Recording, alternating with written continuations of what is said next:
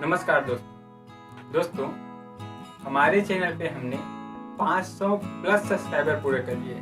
मतलब हमारे चैनल में अब 500 लोग जुड़ चुके हैं। दोस्तों, ये अपने ही आप में हमारे लिए एक बहुत बड़ी अचीवमेंट है। तो इसी के उपलक्ष्य में अब से हमारे चैनल पर हर रविवार एक संडे मोटिवेशन नाम से सीरीज चलेगी, जिसमें एवरी संडे हम आपको एक कहानी बताएंगे और उस कहानी से हम कुछ सीखेंगे। दोस्तों, आज भी संडे है, तो शुरुआत आज से ही करते हैं। तो चलिए सुनते हैं एक कहानी। दोस्तों, एक बार की बात है, एक संत नगर भ्रमण से लौट रहे थे, तो उन्होंने रास्ते में 1 रुपए का सिक्का देखा। उन्होंने सोचा कि मैं इस 1 रुपए के सिक्के का क्या करूंगा, क्योंकि मैं तो वैरागी हूँ। फिर उन्होंने सोचा कि मैं ये सिक्का रख लेता हूँ, यदि मुझे कोई गरीब व्यक्ति दिखेगा तो मैं उसे दे दूंगा। यह सोचकर उन्होंने वो सिक्का रख लिया।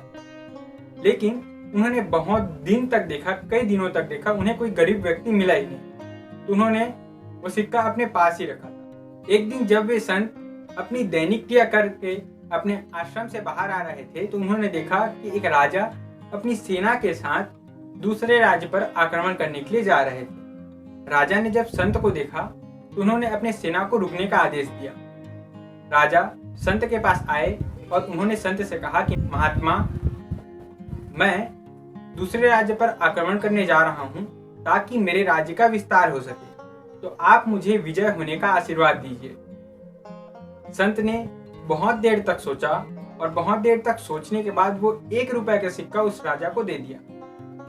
जैसे ही संत ने राजा को 1 रुपए का सिक्का दिया, राजा हैरान हो गए और नाराज भी कि संत मुझे ये 1 रुपए का सिक्का क्यों दे रहे हैं। उन्होंने बहुत देर तक सोचा, लेकिन उन्हें कुछ समझ नहीं आया। तो उन्होंने संत से पूछा कि आपने मुझे 1 रुपए का सिक्का क्यों दिया।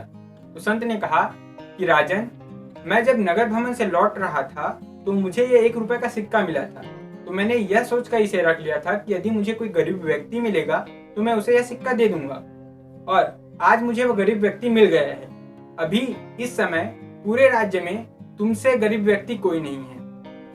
राजा आश्चर्यचकित हो गए। तब संत ने कहा कि तुम्हारे पास धन है, राज्य है, उसके बाद भी तुम अपने राज्य विस्तार की लालसा रखते हो, तो पूरे राज्य में तुमसे गरीब व्यक्ति कोई नहीं है। तब राजा को अपनी गलती का एहसास हुआ और राजा ने दूसरे राज्य पर आक्रमण करने के विचार का तुरंत त्याग कर दिया।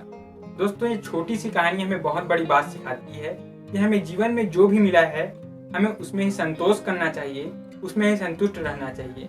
अक्सर हम अधिक की लालसा में जो हमें प्राप्त है उसकी कीमत नहीं समझते और किसी भी चीज का अति विनाश की ओर ले जाता है।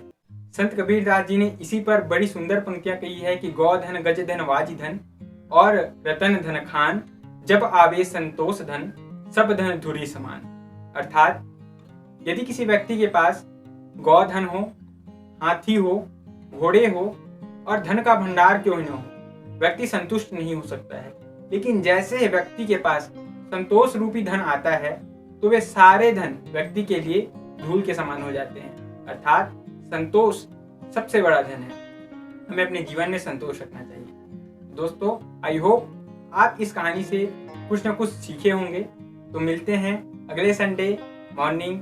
तब तक के लिए अपना ख्याल रखें, बड़ों का सम्मान कीजिए, छोटों को प्यार दीजिए और अपने व्यक्तित्व का विकास इस प्रकार कीजिए कि कोई भी महिला आपके साथ असुरक्षित महसूस न करें। धन्यवाद।